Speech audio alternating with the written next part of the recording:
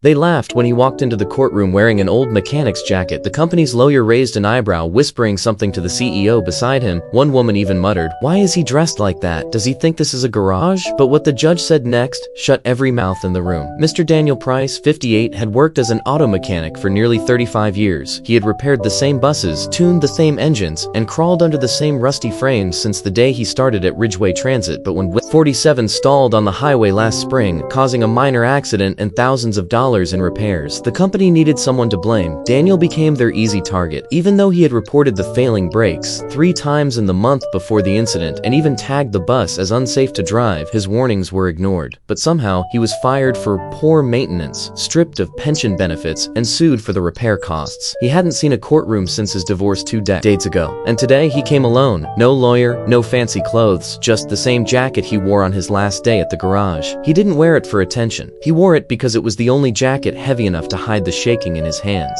Across the aisle sat the CEO and 2 board members, surrounded by expensive watches and polished shoes. When Daniel stood, the transit company's attorney smirked. "Your Honor," he said with a light laugh, "Mr. Price has no legal training, no union support, and no evidence to defend himself." Judge Ellen Walker, a calm woman with silver glasses and a voice sharp enough to cut glass, leaned forward slightly. "No evidence?" she asked. Everyone went still. "Because from what I see," she continued, "Mr. Price submitted 3 written safety reports, all signed, time-stamped, and fully ignored by management." The attorney's smile vanished. A low whisper moved through the crowd. The judge wasn't finished. "He also provided statements from 2 drivers who refused to take bus 47 because he warned them it wasn't safe, and an internal email from the operations manager dated 2 days before the accident confirming that maintenance requests had been delayed to save costs." The room went silent. Judge Walker turned her eyes to Daniel. "Mr. Price, do you understand why this matters?" Daniel swallowed. "Ma'am, I just didn't want someone getting hurt, that's all. I just wanted people to get home safe."